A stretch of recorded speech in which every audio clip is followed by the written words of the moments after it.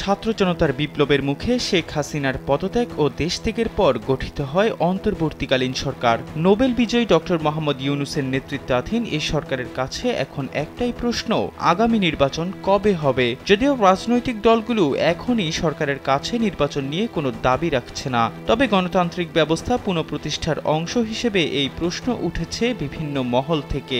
রোববার রাজধানীর একটি হোটেলে বিদেশি কূটনীতিকদের ব্রিফ করে নির্বাচন নিয়ে সরকারের চিন্তার কথা জানান প্রধান উপদেষ্টা ডক্টর ইউনূস।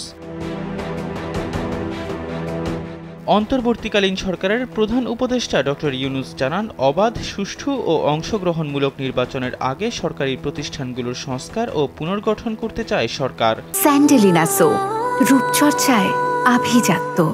প্রধান উপদেষ্টার প্রেস সচিব শফিকুল আলম জানান, অন্তর্বর্তী সরকারের ম্যান্ডেটটা হচ্ছে নির্বাচনটা তখনই করবেন যখন রিফর্মগুলো ক্যারি আউট করা যায়, যেটা জুডিশিয়ারি থেকে সিভিল অ্যাডমিনিস্ট্রেশন, সিকিউরিটি রিফোর্স কিংবা মিডিয়াতে সমস্ত কিছু রিফর্ম অ্যাড্রেস করার পর যত দ্রুত নির্বাচন করতে পারা যায়, এটাই হচ্ছে সরকারের মূল কাজ।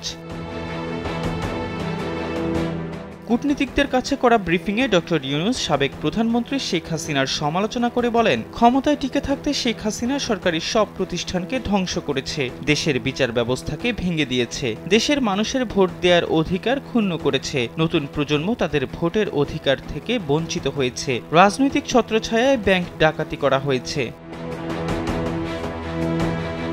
প্রধান উপদেষ্টা জানান, অন্তর্বর্তী সরকারের প্রধান অগ্রাধিকার আইনশৃঙ্খলা বাহিনীর দ্বারা সমাজে শান্তি ফিরিয়ে আনা। ছাত্র আন্দোলনে শত শত মানুষ মারা গেছে, অনেক ছাত্র চোখে গুলি খেয়েছে, আহতদের দেখতে গিয়েছিলেন তিনি। ওদের কি হবে এখনও তা জানা যাচ্ছে না। পৃথিবীর কোনো দেশের ছাত্রদের এত ত্যাগ করতে হয়নি, পৃথিবীর কোথাও নাগরিকরা এতটা মানবাধিকার বঞ্চিত হয়নি।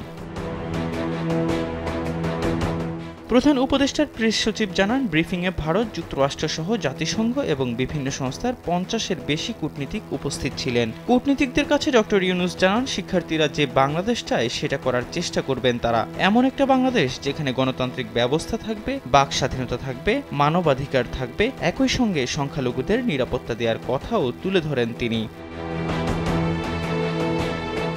এহসান আব্দুল্লাহ, কালবেলা ডেস্ক।